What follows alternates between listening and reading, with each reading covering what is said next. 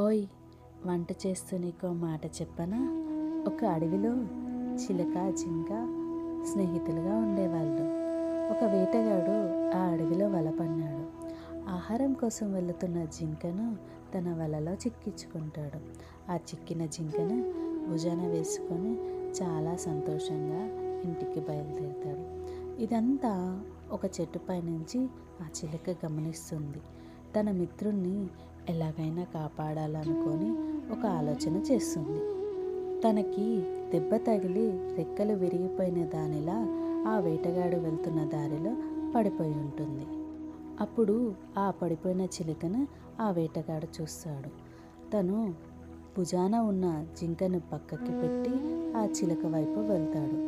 ఇదే దొరికింది ఛాన్స్ అనుకొని ఎప్పటి నుంచో తప్పించుకోవాలనుకుంటున్న జింక ఆ వలలో నుంచి తప్పించుకొని పారిపోతుంది. వేటగాడు చిలుక దగ్గరికి వెళ్ళేలోపు చిలుకగానే తుర్రుమని ఎగిరిపోతుంది. ఇలా ఆ చిలుక తన మిత్రుణ్ణి కాపాడుకుంటుంది. ఇలాంటి ఫ్రెండ్ మీకు ఉన్నారా?